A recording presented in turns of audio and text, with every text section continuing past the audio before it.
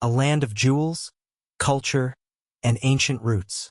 It is the birthplace of one of the oldest religions, and is rising rapidly to become a world force in trade and commerce.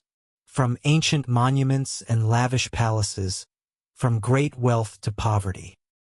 A country that has witnessed a turbulent history of war, famine, and extremes of weather. This is the history of India. In the 5th and 6th century AD, there lived a man by the name of Aryabhata, often considered a genius of its time.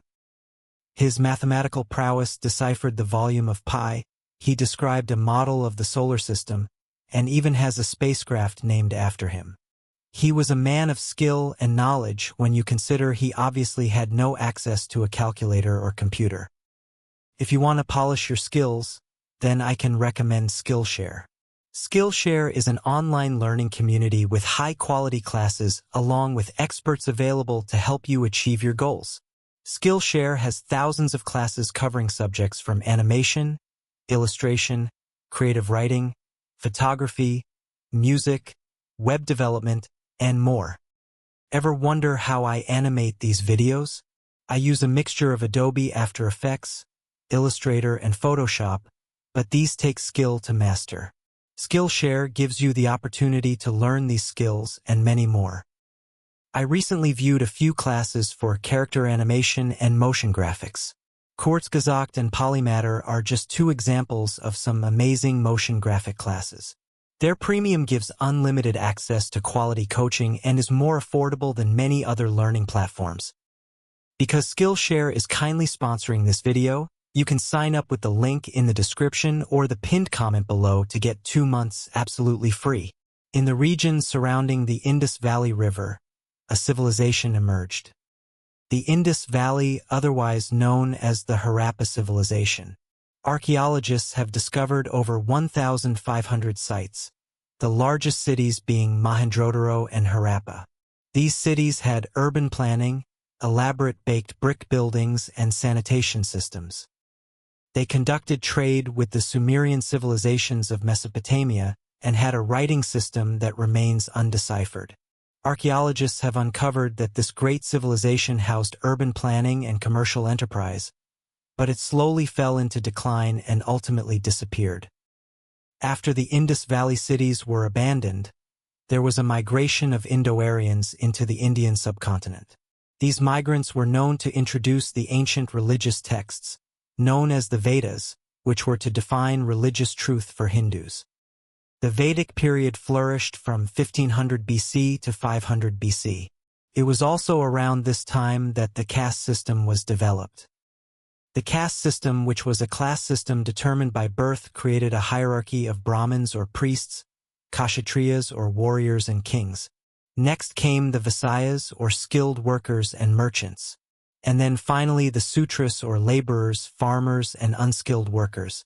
Towards the end of this period, the Aryans spread from the Punjab region to the Ganges River where several kingdoms formed. The Nanda Empire subjugated the surrounding kingdoms but would soon be overthrown by Chandragupta. After his conquests, Chandragupta encountered Seleucus, a general of Alexander the Great, who had established an empire for himself. A peace treaty was signed with intermarriage between the royal families and the gift of 500 elephants. Chandragupta's grandson, Ashoka, expanded the Mauryan Empire and waged a great war against the state of Kalinga, killing 100,000 soldiers on both sides. Following his conquest, Ashoka became a devout follower of the Buddha's teachings. For the rest of his 36-year reign, Ashoka took a vow of nonviolence and spread Buddhism throughout his realm. However, 50 years after his death, the subcontinent fractured into multiple kingdoms once more. Meanwhile, the south of India was controlled by the Tamil kings, who reigned over 3 states. Disagreements were rife, and war was frequently waged against each other, but they excelled in trade. It was between the 4th and 5th century AD that India was widely acknowledged to have entered a golden age, with the rise of the Gupta Empire, a period of invention and discovery in science, technology, engineering, mathematics, astronomy, art, and literature was born. All these fields saw an explosion of understanding and knowledge and set the marker for the world to follow. It is also believed the game chess was invented in this period. Following the collapse of the Gupta Empire, there followed centuries of multiple kingdoms and dynasties that rose and ultimately fell. However, in the 10th century, King Rajaraja was successful in uniting the southern kingdoms under one leadership. The Chola Empire under this king expanded further and built one of the largest Hindu temples within India dedicated to the god Shiva. This empire, with a centralized government, created unique architecture and boasted naval skills that spread their influence throughout Southeast Asia. It was in the 11th century that the Ghaznavids of Turkic Mamluk origin overran the North Indian plains using swift horse cavalry and vast armies united by ethnicity and religion. Eventually, the Muslim army broke up and led to the establishment of the Islamic Delhi Sultanate. It was the beginning of an Indo-Muslim fusion of cultures.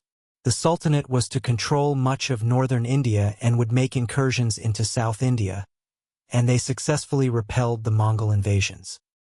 However, internal instability and Hindu reconquest resulted in the decline of the Sultanate, and new Muslim sultanates splintered from the empire. India and the Roman Empire had liaised with each other since as early as 30 BC. This connection was mainly through merchants and trade. However, with the collapse of the Roman Empire, contact between India and Europe was all but lost. During the 15th century, Portugal, dedicated to shipbuilding and exploration, sent explorers to sail down the coast of Africa. Vasco da Gama subsequently discovered a new sea route to India. He met with the Zamarin of Calicut, who granted permission to trade. Following successful trade expeditions, the Portuguese soon set up trading posts in Goa, Calicut, Colombo, Cochin, Bombay, and many more, largely through conquest and diplomacy. As trading posts and forts expanded, disagreements were rife between the Portuguese and their Muslim rivals. The Mughals, who were an Islamic empire, had successfully campaigned to dominate India. Muhammad Babur was the founder of the Mughal Empire and was himself a descendant of Emperor Timur and Genghis Khan. His grandson Akbar the Great endeavored to establish good relations with all religious groups throughout his empire and withdrew the jizya tax for non-Muslims. Under Akbar's rule, the empire tripled in size and wealth. Libraries and schools were built across the empire for both Muslims and Hindus. He appreciated the arts and culture and cultivated them throughout his empire, ushering in the Mughal style of architecture which combined elements of Islamic, Persian, and Hindu design. The reign of Shah Jahan was the golden age of Mughal architecture. Perhaps the most profound and lasting monument was the Taj Mahal, which still attracts millions of tourists every year. In the early 18th century, the Mughal Empire sank into chaos and violent feuds, weakened by tension between the Hindu population and the Muslim ruling class, as well as invasions by the Afghans and other Indian rulers. The Maratha Empire capitalized on the struggling Mughals and expanded further and became the dominant power in the region. Meanwhile, the Portuguese, Dutch, Danish, French, and English had gradually established several forts and trading posts along the Indian coastline. The English East India Company was founded in 1600 but gathered greater power within India because of a private army and an imposing navy who gradually overwhelmed their European competitors. In 1757, the East India Company, under the leadership of Robert Clive, won victory against the Nawab of Bengal, which consolidated the company's power. Robert Clive amassed a personal fortune, but his actions and atrocities led to the deaths of millions of people as he enforced the cultivation of non-food crops, which resulted in extreme famine.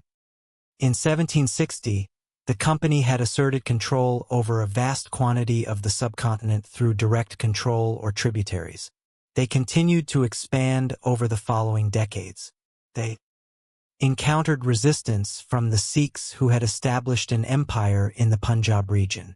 After the death of their Sikh leader, The empire was weakened by internal division, which enabled the British to conquer them following the Anglo-Sikh Wars.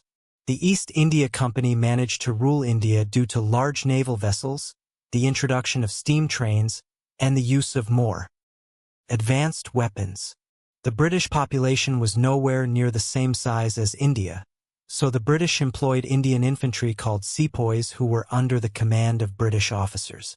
The sepoys were not treated well, receiving low pay, and were enforced to fight abroad. This fueled frustrations, but there were further upsets when the British banned child marriage and outlawed slavery, which were part of the Indian culture at the time. A rebellion began when their supplies were issued with ammunition coated in pig and beef fat which they refused to use and deeply offended them, and they amongst others mutinied. The rebellion and mutiny failed largely because there was little shared identity between Indians, and in 1857 the British Crown took direct rule of India, with Queen Victoria being declared Empress of India in 1876. During World War I, over 1 million Indians saw combat on the Western Front, the Mesopotamian Campaign, East Africa, Egypt, and Gallipoli, claiming the lives of 75,000 people. Shortly after the end of World War I, Gandhi, amongst other leaders, led Indians to challenge the British for independence, and during World War II, he called for the British to quit India. However, during World War II, as part of the Allied nations, over 2.5 million Indians volunteered to fight. In 1947, Britain granted independence. British India was partitioned into a Hindu-majority India and a Muslim-majority Pakistan.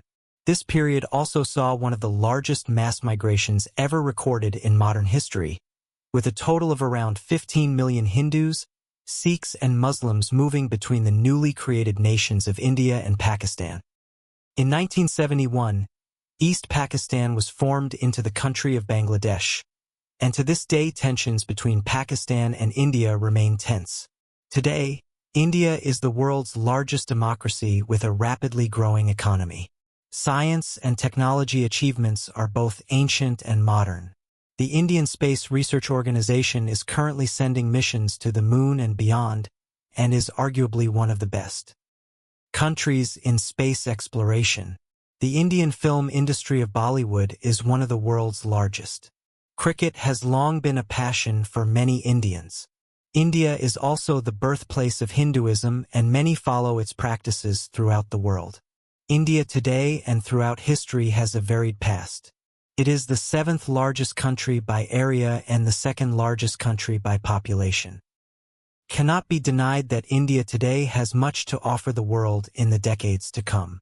I hope you have enjoyed this episode, and thank you for watching. Remember to like, subscribe, ring the bell notification, and see you next time.